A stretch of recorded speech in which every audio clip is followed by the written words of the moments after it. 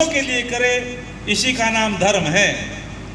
मातृवत परदारेषु आत्मवत सर्वभूतेषु लोष्टवत प्रद्रव्येषु यह पश्यति से पंडित है।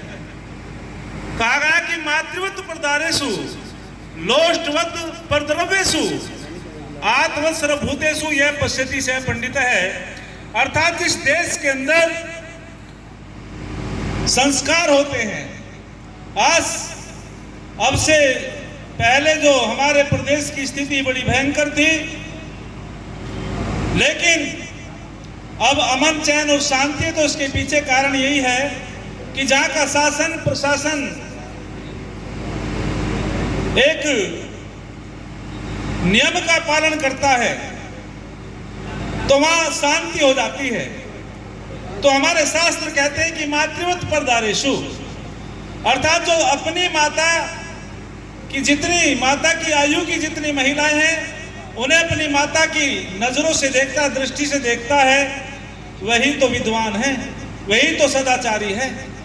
अपनी बहन की आयु की जितनी बहनें हैं, वो उनको अपनी बहन की दृष्टि से देखता है, वही तो सदाचारी है, वही चरित्रवान है।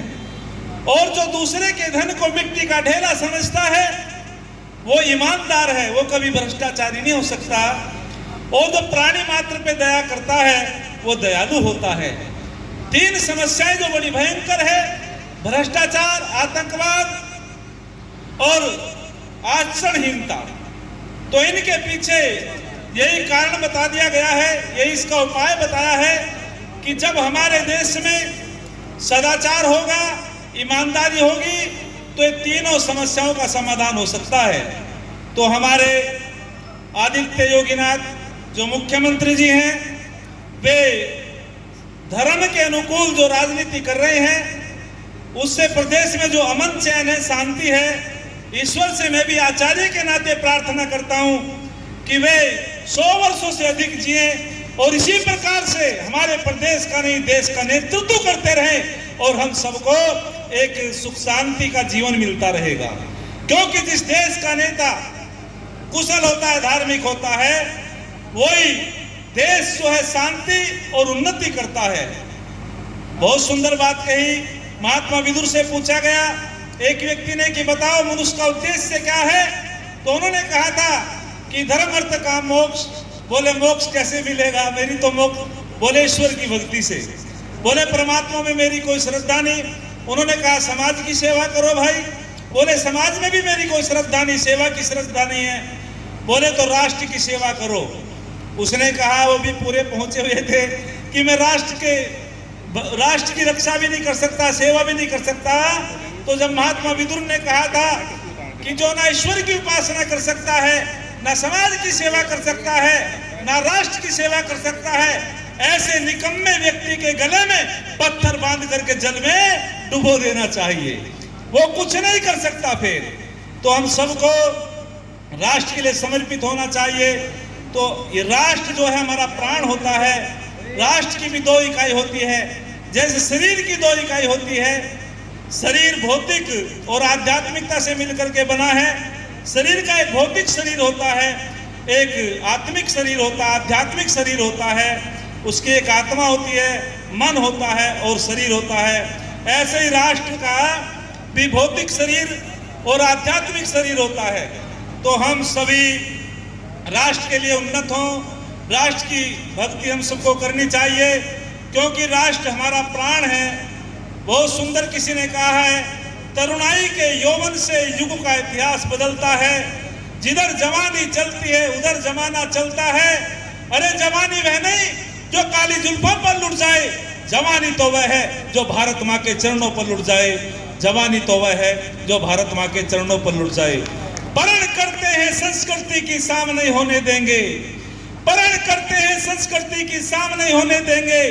जब तक रगों में गरम लहू की बूंद है बाकी, भारत माँ की आजादी को वीरान नहीं होने देंगे, भारत माँ की आजादी को वीरान नहीं होने देंगे।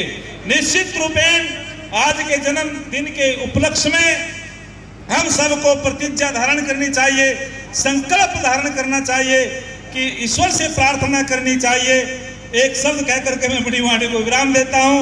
वेद में आता है वयम राष्ट्रे जागर्याम पुरोहिता। अरे जिस राष्ट्र को 6 पुरोहित मिल जाते हैं वो राष्ट्र उन्नति करता है। पुरोहित का मतलब केवल यज्ञ करने वाले को नहीं कहते, याद रखना।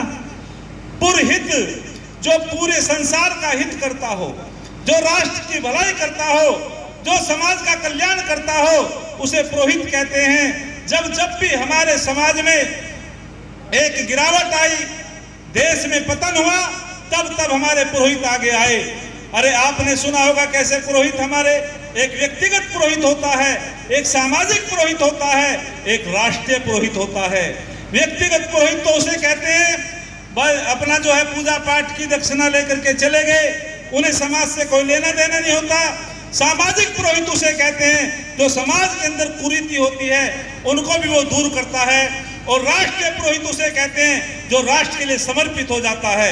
ऐसे राष्ट्रीय पुरोहित हमारे बीच में मोदी और योगी हमको मिले हैं, तो निश्चित रूपेण हम सबको उन पिता परमात्मा से प्रार्थना करनी चाहिए कि ऐसे हमें पुरोहित मिले हैं जो नेतृत्व कर रहे हैं। तो मैं बताना चाहता हूं, जो राष्ट्रीय पुरोहित हमारे ऐसे पुरोहित हुए आचार्य चाणक्य जैसे, जब एक विदेशी यात्री मिलने के लिए आता है आचार्य चाणक्य के पास और वो चंद्रगुप्त से कहता है कि मैं आपके गुरुजी से मिलना चाहता हूं, उन्होंने कि चलो, तो वे एक कुटिया में कार्य कर रहे हैं, लेखन कार्य कर रहे हैं। ये देशभक्ति का उदाहरण था। और वे जब लेखन कार्य कर रहे थे तो उन्होंने देखा जो विदेशी यात्री है, उन्होंने एक दीपक को बढ़ाया, बुझाना नहीं कहते हमारी संस्कृति में, और दूसरे को प्रज्वलित किया।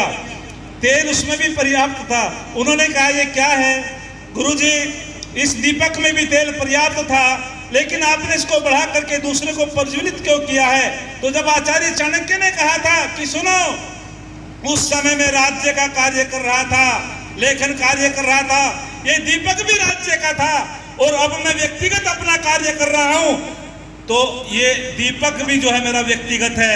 मैं अपने व्यक्तिगत लेखन कार्य में राज्य के तेल को खर्च करना नहीं चाहता। उस विदेशी यात्री का रोम रोम नतमस्तक हो गया था। ऐसे ईमानदार पुरोहित हमारे बीच में जब जब आए, देश की उन्नति होती चली गई। तो अब हमको आशा है हमारे माननीय प्रधानमंत्री जी और हमारे माननीय मुख्यमंत्री जी निश्चित रूपेण ये भी ईमानदार हैं, इनके अंदर भी देशभक्ति और त्याग भावना है। तो जब हमारे अंदर त्याग भावना होती है तभी देश में अमन शांति होती है। तो अधिक न बोलते हुए हम सबको अपनी भारतीय संस्कृति की रक्षा करनी है। संस्कृति बहुत महान होती है। उदार चरितानां तु वसुधैव कुटुम्बकम्। अरे हमारी भारतीय संस्कृति बड़ी व्यापक है। हम कहते हैं जियो और जीने दो। अरे विदेशी संस्कृति जो है पूरे संसार को व्यापार मानती है, पूरे संसार को बाजार मानती है, बाजार में व्यापार होता है। हमारी भारतीय संस्कृति पूरे भूमंडल को परिवार मानती है, परिवार में प्यार होता है। और उदार चरितानां तु वसुधैव कुटुम्बकम्। सर्वे भवन्तु सुखिनः सर्वे सन्तु निरामया सर्वे भद्राणि पश्यन्तु मा कश्चित् दुःख भाग् भवेत्। सबका भला करो भगवान, सब पर दया करो भगवान, सब पर कृपा करो भगवान। ये हमारी वैदिक संस्कृति है।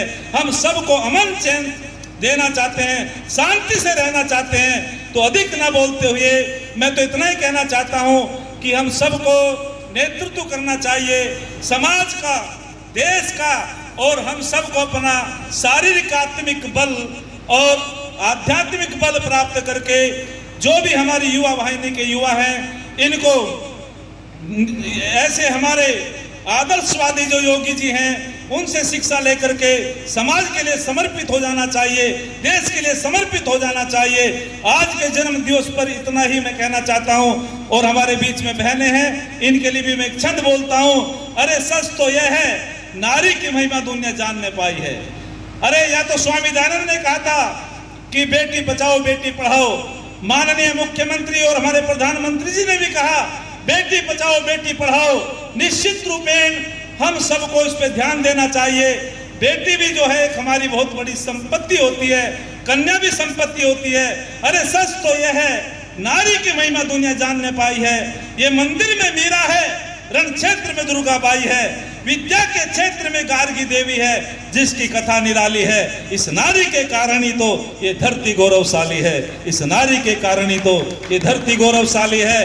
तो मैंने जो श्लोक पढ़ा था कि मातृवत परदारेषु, जब हमारे मन में ये विचार आ जाएंगे कि सब हमारी बहनें हैं, हमारा सबसे पवित्र संबंध है, उसी दिन दुराचार बलात्कार समाप्त हो जाएगा। जब हमारे मन में ईमानदारी आ जाएगी, उसी दिन भ्रष्टाचार समाप्त हो जाएगा, चोरी समाप्त हो जाएगी। और जब हमारे मन में करुणा भाव आ जाएगा हृदय में, हम किसी की निर्मम हत्या भी नहीं करेंगे। हम चाहते हैं भारत हमारा वो वैदिक भारत हो, वो विश्व गुरु भारत हो, जिसने पूरी दुनिया पे राज किया था। इन्हीं शब्दों के साथ मैं अधिक न बोलते हुए एक छंद बोल करके अपनी वाणी को विराम देता हूं। अरे जिसको मेहनत से बहाना पसीना आता है, इन्होंने कितना परिश्रम किया है जो आज हमारा नेतृत्व कर रहे हैं माननीय मुख्यमंत्री जी। कितना तप इनके जीवन में है। याद रखना, जो तपस्वी होते हैं, जिनके जीवन में तप होता है, वो आगे बढ़ते हैं, और जिनके जीवन में तप नहीं होता, उनके जीवन में संताप होता है। संताप से बचने के लिए हमें तप करना चाहिए। तप का मतलब क्या है? द्वंद्वम सहनम तप है। जो द्वंद्वम सहनम तप है, जो सुख दुख में सम रहता है, हानि लाभ में सम रहता है, वही देश की उन्नति कर सकता है, वही समाज का सुधार कर सकता है। अरे जिसको मेहनत से बहाना पसीना आता है, फटा आंचल दुखी दुर्बल का सीना आता है, चाहता है औरों के जीने में अपना जीना। सच तो यही है लोगों, दुनिया में उसी को जीना आता है। सच तो यही है लोगों, दुनिया में उसी को जीना आता है। इति ओम शंभु।